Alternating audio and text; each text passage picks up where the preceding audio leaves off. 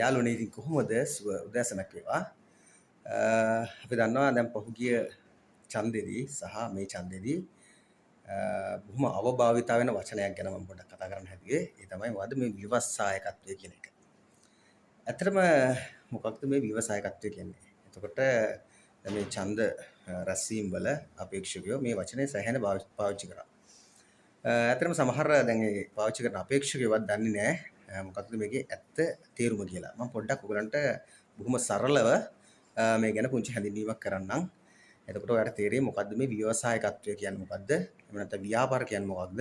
ජාවාරම් mafia කියන්නේ මොකද්ද කියලා මම පුංචි හැඳින්වීමක් කරන්නම්.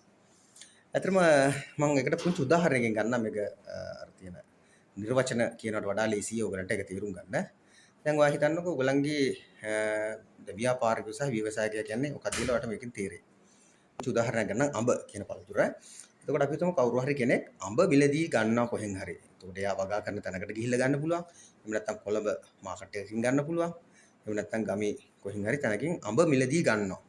මිලදී අරගෙන එතකොට ඒක අඹ ගෙඩි පොඩි ප්‍රමාණයක් වෙන්නත් පුළුවන්, මහ විශාල ප්‍රමාණයක් වෙන්නත් පුළුවන්. අඹ මිලදී අරගෙන එයා විකුණනවා. එතකොට එයා අර පොඩ ගත්ත අඹ ටික එකපාර තොගය වශයෙන් විකුණන්නත් පුළුවන්. එහෙම නැත්නම් ගොඩක් අරගෙන තොගයක් අරගෙන පොඩි ප්‍රමාණ වලින් විකුණන්නත් පුළුවන්. එතකොට මේක ඇවිල්ලා ව්‍යාපාර. අඹ ව්‍යාපාරිකයෙක් ඔහු. හැබැයි ඔයා හිතන්න දැන් තව කෙනෙක් වෙන කෙනෙක් ඉන්නවා. එයා අඹ මම අර කියපු මොන ක්‍රමයකින් හරි මිලදී ගන්නවා. හැබැයි එයා මේ අඹ වලට මොන හරි වටිනාකමක් දෙනවා. ඒ කියන්නේ අඹ එක්කෝ ජෑම් හදනවා.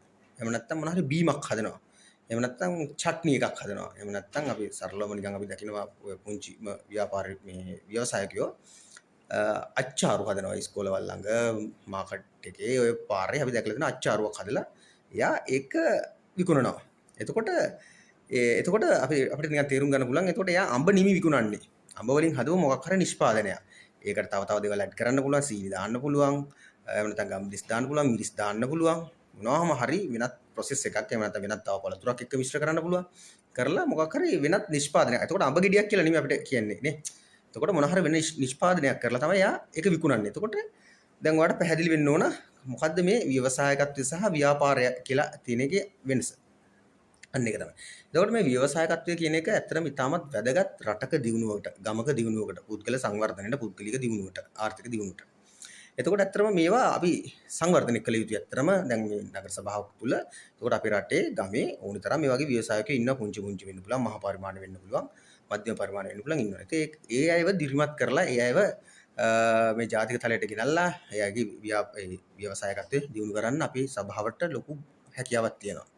එතකොට අපි දන්නවා මේ මොරටුව ගත්තත් මේ බොහොම ව්‍යවසායකත්ව නගරයක්. අපි දන්නවා දැන් දැව කර්මාන්තය ගත්තොත් ලී කියනවා, ලී ඉරනවා, යම් දේවල් නිෂ්පාදනය කරනවා, පුටු, මේස, කබඩ්, අල්මාරි ඇඳන් මේ ගොඩාක් දේවල් නිෂ්පාදනය කරනවා. අපි හිතන්නේ නැති සමහර දේවල් ගොඩාක් නිෂ්පාදනය කරනවා. එතකොට මේ ව්‍යවසායකත්ව නගරයක්.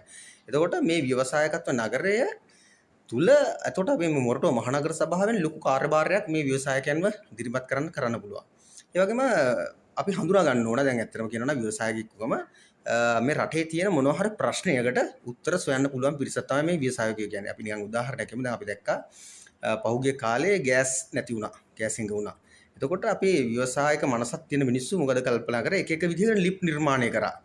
දැන් දර ලිප බොහොම කාර්යක්ෂම දර ලිපක්. එහෙම නැත්නම් පොල් කටු වලින් කොහොමද බොහොම කාර්යක්ෂම විදිහට ඒ කටයුත්ත කරගන්නේ. මේ වගේ අපේ තරුණයෝ අතර හොඳ මානසික ශක්තියක් තියෙනවා. ඒ ව්‍යවසායකත්වය තුලින් අර රටේ තියෙන ප්‍රශ්නකට විසඳුමක් දෙන්න. ඉතින් එතකොට අන්න ඕක තමයි මේ ව්‍යවසායකත් සංවර්ධනය කියන එකේ ඉතාමත් වැදගත්කම. එතකොට හඳුනා ගන්න ඕන මොනවද දැන් කෑමක් බීමක් වෙන්න පුළුවන්. දැන් සමහර වෙලාවට සමහර කාලා තියෙනවා සමහර පළතුරු වර්ග වෙන්න පුළුවන්, එළවලු වර්ග වෙන්න පුළුවන්. අධික අස්වැන්නක් ලැබෙනවා. හැබැයි සමහර කාලා තියෙනවා ඒ පළතුරු අපිට හොයාගන්නත් නැහැ. එතකොට ඒවා කල් තබා ගන්න ක්‍රම, ඒවා වලින් මොන හරි නිෂ්පාදනයක් කරලා ඒ නැති කාලවල වලට පාවිච්චි කරන්න පුළුවන් ක්‍රම ගැන අපි හොඳ අධ්‍යයනයක් කරොත් අපිට හොඳ ව්‍යවසායක සංවර්ධනයක් කරලා මේ රට ගොඩ දාගන්න පුළුවන්.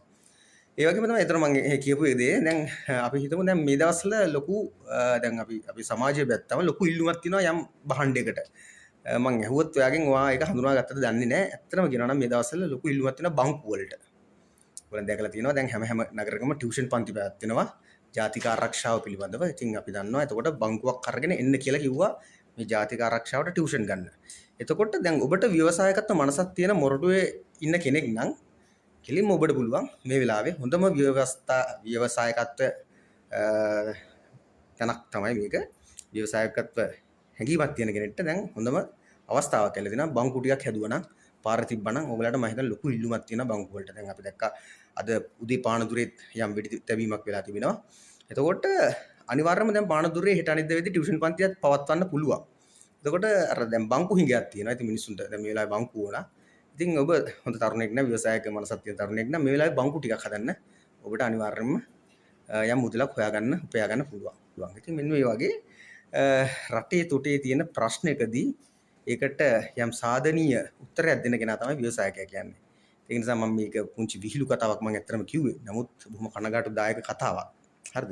ඒක අපි බොහොම උපහාසෙන් ගත්තට ඇත්ත කතාව එතන ලොකු ප්‍රශ්නයක් තියෙනවා. හරි කොහොම හරි මම ඔයාලට කියන්න උත්සාහ කරේ ව්‍යවසායකත්වය කියන එක. ඊට පස්සේ තව තියෙනවා මාෆියා සහ ජාවාරම් කියලා. එතකොට ඒ මාෆියා සහ ජාවාරම් කියන්නේ මොකක්ද කියලා එකත් මම පොඩ්ඩක් ඔයගලන්ට පැහැදිලි කරගන්න. එතකොට ඔයගලන්ට පුළුවන් මේවත් අවබෝධ කරගන්න. දැන් අපි දැක්ක පහුගිය දවස්වල Facebook එකේ එහෙම තිබ්බා රුපියල් 350 ඖෂධය ඇත්තටම 350කට ලංකාවට ගෙනෙන ඖෂධය ලංකාවේ විකුණනවා කියලා 75000කට. ඒ වගේ අවස්ථා අපිට ගොඩක් අර අපි දන්නවා සමහර අවස්ථාවල ඉන්නත් වර්ග, බෙහෙත් වර්ග, කෑම සමහරලාට පිටරටින් ගේන්නේ බොහොම පුංචි මුදලකට. දැන් රටලුණු වගේ දෙයක්, සීනි වගේ දෙයක් අපි දුමු සමහරලාට කිලෝ එක ගේන්නේ රුපියල් 100යි. හැබැයි මෙහි රුපියල් 700 800ට විකිනෙච්ච අවස්ථා තියෙනවා. එතකොට මෙන්න මේවා තමයි ජාවාරම් කියන්නේ. එතකොට මේවට රාජ්‍ය අනුග්‍රහය සමහරලාට ලැබෙනවා, දේශපාලන අනුග්‍රහය ලැබෙනවා. ඉතින් මේවා තමයි ජාවාරම්. ඒ නිසා මෙන්න මේ ජාවාරම් කියන එක හොඳට තේරුම් ගන්න ඕනේ. ඊට පස්සේ තව මාෆියා කියලා එකකුත් තියෙනවා. දැන් ඔයගොල්ලන් දන්න සමහර අවස්ථාවල දැන් හාල් මාෆියාව, ඖෂධ මාෆියාව ඔහොමත් තියෙනවා. දැන් සමහර බිත්තර වගේ දේවල්. ඒ කියන්නේ ඇත්තරම රටේ තියෙනවා.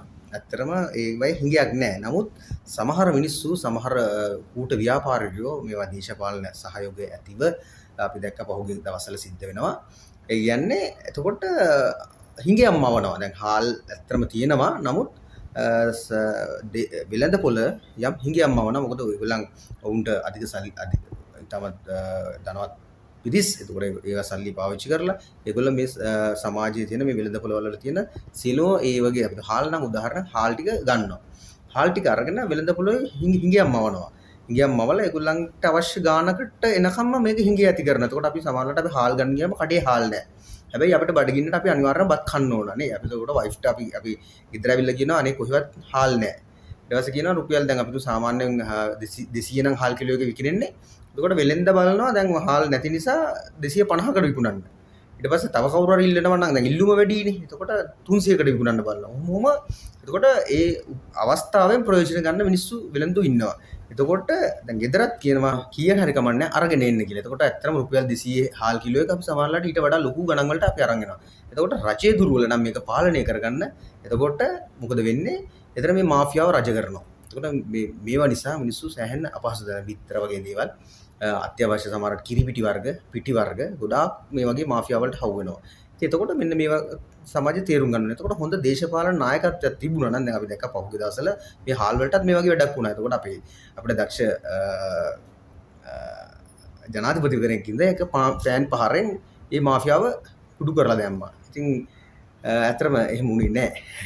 අපි බලාපොරොත්තු වෙන්නේ එහෙම තමයි එහෙම කරයි කියලා එක පෑන් පහරෙන් මේ මාෆියාව විනාශ කරයි කියලා. හැබැයි වුණේ නැහැ. තාමත් යන්නේ මේ මාෆියාවම තමයි. ඒ කියන්නේ 220 තිබ්බ හාල් කිලෝ එක අපි තාම 270ට ගන්නවා. එතකොට පාලන මිලක් 230ට තියෙනවා. නමුත් නෝක තමයි මාෆියාව කියන්නේ. එතකොට ඒකට දේශපාලනික මැදිහත් වීමක් විය යුතුමයි. අපි බලාපොරොත්තු වුණා මේ මාලිමා ආණ්ඩුවෙන් එහෙම වෙයි කියලා නමුත් උනේ නැහැ. ඉතින් එතකොට හොඳ දේශපාලඥයෝ අපිට අවශ්‍ය වෙන්නේ ඒකයි. නිර්භීත දේශපාලඥයෝ ඕන කියන්නේ යන්නේ ඒකයි. මේ මාෆියාව බිඳගෙන සමාජයට යහපතක් කරන්න පුළුවන් අය ඕනයි. ඉතින් මම මේ ඕගලන්ට මෙන්න මේ කරුණු කාරණා ගැන අත්‍තරම දැනුවත් කරේ. ඕගොල්ලෝ මේවා දැනගෙන ඉන්න ඕන.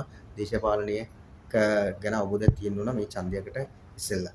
ඒක නිසා අපිට යම් හැකියාවක් ලැබුණොත් මේ නගර සභා ඡන්දෙදී අපිට ඒක බලය ලැබුණොත් අනිවාර්යයෙන්ම අපිට පුළුවන් අපි බැට් එක හරහා මේ ව්‍යවසායකත්ව සංවර්ධනය කරන්න. මොකද විශේෂයෙන්ම කිව්වොත් අපි පෞද්ගලිකවත් මමත් ව්‍යවසායකයෙක්. මමත් ඇලුමිනියම් ලෝහය නැවත ප්‍රතිචක්‍රීයකරණය කරලා යම් යම් නිෂ්පාදන මේ වගේ සමාජයට අවශ්‍ය කරන දේවල් නිෂ්පාදනය කරන ව්‍යවසායකත්ව මනසක් තියෙන කෙනෙක් ව්‍යවසායකයා. එතකොට ඒ සඳහා හුරුවක්, පුහුණුවක්, දැනුමක්, ආකල්ප අපිට තියෙනවා. එතකොට ප්‍රායෝගික දැනුම තියෙනවා. එතකොට මම මේ කරන කර්මාන්තය තුල ගොඩාක් දැනුම ඕන ඒක කරන්න. එකක් අපිට හොඳ චිත්‍ර අඳින්න පුළුවන් වෙන්න ඕන. ඊට පස්සේ දෙහත් දිහා බැලුවා මේක ලස්සන නිර්මාණයක් කරගන්න, ඩිසයින් එකක් හදාගන්න, ප්ලෑන් එකක් අහන්න පුළුවන් තැනක් වෙන්න ඕන.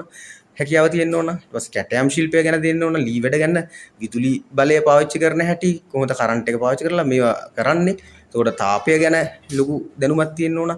එතකොට අපි අති නිර්මාණශීලී හැකියාව ගොඩාක් මේකට තියෙන්න ඕන. එතකොට ප්‍රායෝගිකව ඒ පුහුණුව මට තියෙනවා. මට දැනුම තියෙනවා. එතකොට මේවත් එක්ක මම ආයතනත් එක්ක සම්බන්ධ වෙලා වැඩ කරනකොට ඒ ආයතන වලින් තියෙන අමාරුකම වැඩක් කරගන්න දැන් අපි දන්නවා IDB එක වෙන්න පුළුවන්, කාර්මික සංවර්ධන අධිකාරී වගේ ආයතන තියෙනවා, තව විද්‍යාත වගේ ආයතන තියෙනවා. මේවා ගොඩාක් ආයතන තියෙනවා. මේවායින් හොඳ පැත්තකුත් වෙනවා. ඒ වගේම ටිකක් يعني අපි බලාපොරොත්තු වෙන සේවාව අපිට සමහර අවස්ථාවලදී නොලැබෙන අවස්ථාවක් තියෙනවා.